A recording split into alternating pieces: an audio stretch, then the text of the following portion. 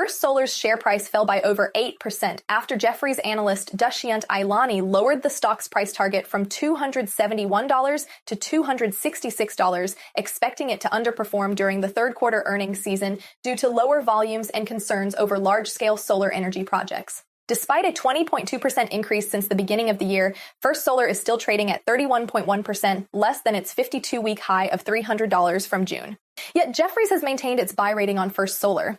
The firm expects First Solar to slightly miss consensus estimates in Q3 due to lower volumes and has reduced volume estimates for 2025 and 2026, which are now below consensus estimates. Despite these short-term challenges, Jefferies remains positive about the company's long-term outlook for pricing power. The price target revision reflects a cautious approach in the near term, but acknowledges potential headwinds First Solar may face. Jefferies analysts have also initiated research coverage on Reddit stock with a buy rating and a price target of $90, implying over 27% upside from the last closing price. The firm based their valuation on $65 per share for advertising and $25 per share for data licensing. They estimate that there will be an increase in users, providing an opportunity to close the monetization gap compared to peers.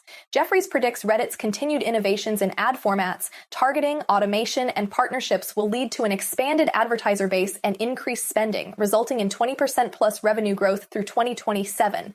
DAUs increased to 91.2 million, a 51% year-over-year growth, and international DAUs surpassed 45 million, showing a 44% year-over-year growth. Despite macroeconomic uncertainties and challenges in CPM pricing, Reddit continues to invest in user experience enhancements and expanding its ad business, reporting a 10% increase in comments viewed from Q1 to Q2. Then, Rocket Lab now reaching a total backlog of $1.07 billion, with $294 million in launch backlog and $772.6 million in space systems backlog. At the same time, the company faces challenges of predicting exact launch numbers per year and increased operating expenses driven by headcount growth and Neutron development costs. Expect results for the third quarter to be reported after the market closes on Tuesday, November 12th.